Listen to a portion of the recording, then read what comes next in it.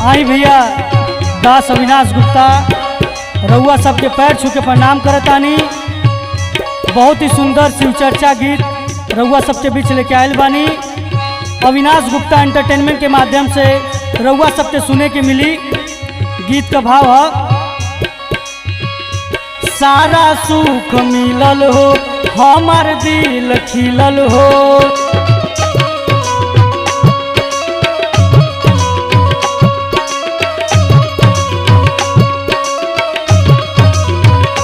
इनके भगती में हमारो बादीन फिरल हो।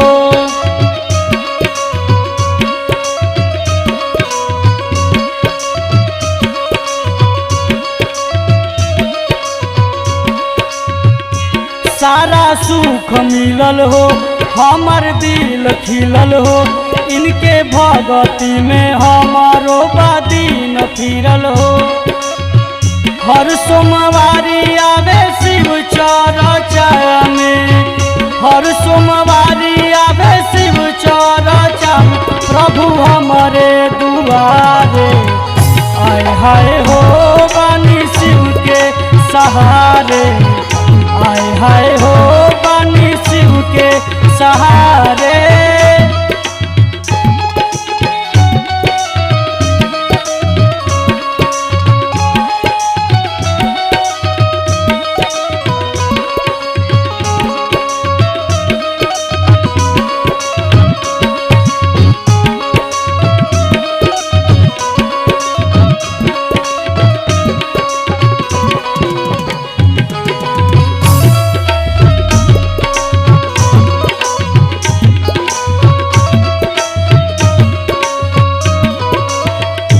और का आगे की लाइन में, सारा पूरा भइल अभिलाषा, देखा सुधरल बघरवा के दासा।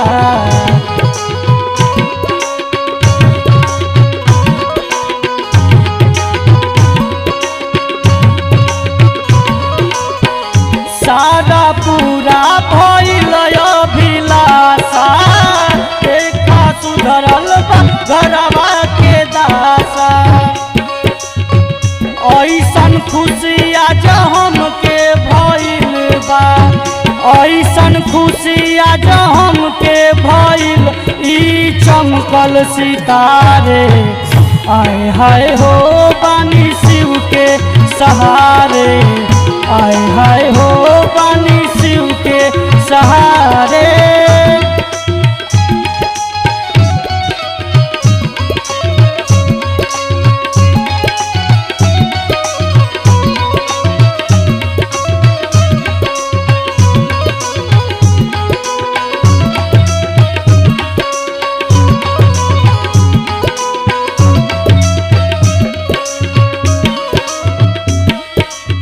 और का आगे की लाइन में,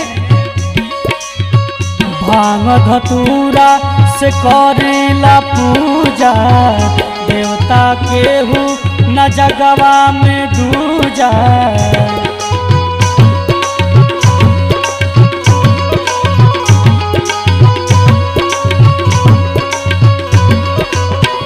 भांग धतूरा से करेला पूजा, देवता केहू न जगवा में दूजा। मन मांगल फल दे के प्रभु जी, मन मांगल फल दे के प्रभु जी, भाग्य फल में सवारे आए हाय हो बानी शिव के सहारे, आए हाय हो बानी शिव के सहारे।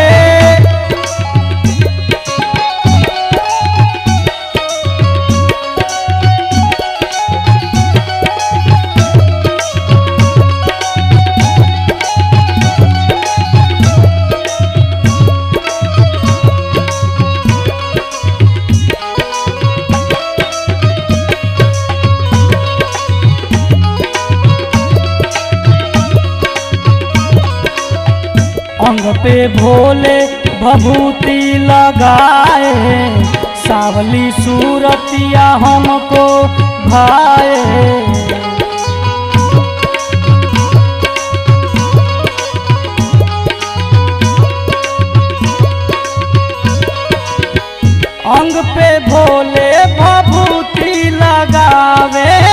सावली सूरतिया मन के लुभावे। अविनाश कर जोड़ा विनती करे, अविनाश कर जोड़ा विनती करे, शिव गुरु के निहारे। आय हाय हो बानी शिव के सहारे, आय हाय हो बानी शिव के सहारे।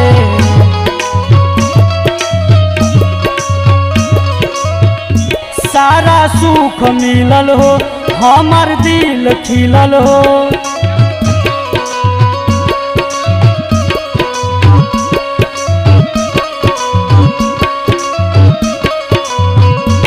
इनके भगती में हमारो बादीन फिरल हो।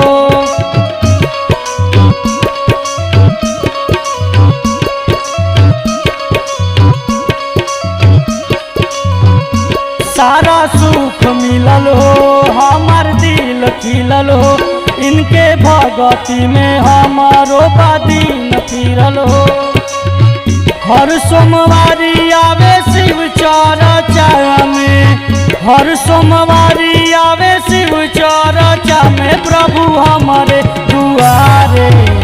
आय हाय हो बानी शिव के सहारे, आय हाय हो बानी शिव के सहारे, आय हाय हो बानी शिव के सहारे, आय हाय हो।